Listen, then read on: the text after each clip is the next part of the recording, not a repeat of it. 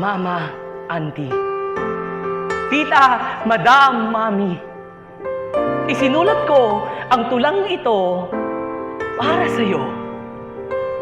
Tulang ibinalot ko ng mga letrang may pagmamahal ng buong buo. Naalala ko dati nung ako'y paslit, siguro mga ganito kaliit.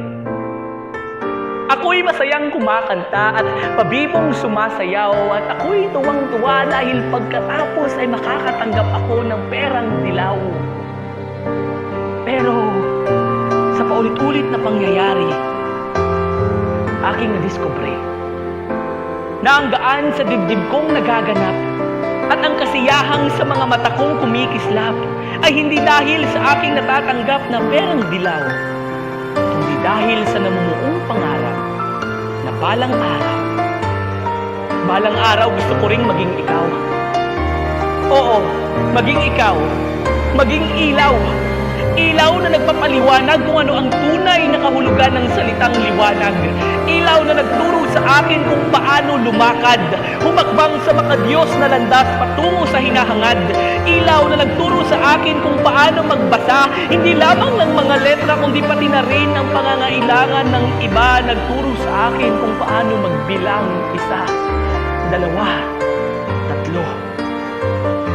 1, 2, 3, tinuruan mo akong tumayo sa wasto at tamang prinsipyo. 4, 5, 6, tinuruan mo ako na ang galit ay hindi dapat itinatanim.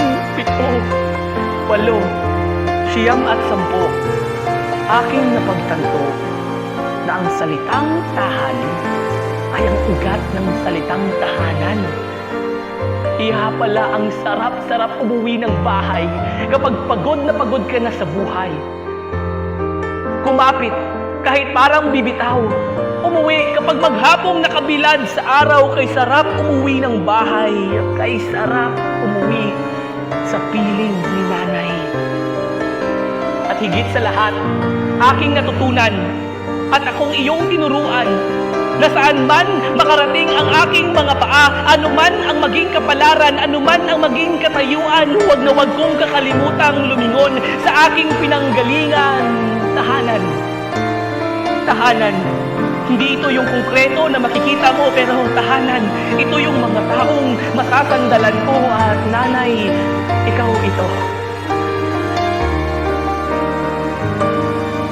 Pero di mo man aminin, pilit mo mang ilihim ang mga sikretong sandali na ikaw lang ang nakakaalam at ipinasya mong huwag ipaalam. Ang mga sakit na iyong nararamdaman, ang mga sakit at karamdamang ikaw lang ang nakakaalam.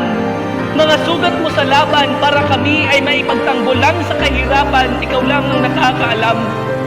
Ikaw lang ang nakakaalam ng mga bagay na tinatago sa likod ng iyong matatamis na ngiti para hindi masilayan ang mga hapdi at luha ng bighati. Ikaw lang ang nakakaalam na sa tuwing ikaw ay nahihirapan, pilit mong tinatakpan ang iyong mga kahinaan para mabigyan mo kami ng lakas sa araw-araw naming laban.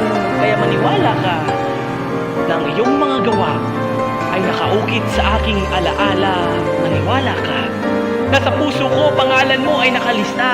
Maniwala ka na ang iyong pag-ibig at pagmamahal ay nakagukit sa aking mga mata. Maniwala ka na maniwala ka kahit huli na at ang kurtina ay naisara na. Maniwala ka, hindi ito bola. Salamat sa pagiging ilaw, salamat sa pagiging ikaw. Maniwala ka, Nay, salamat sa liwanag mo sa ating pamilya. Salamat sa pagiging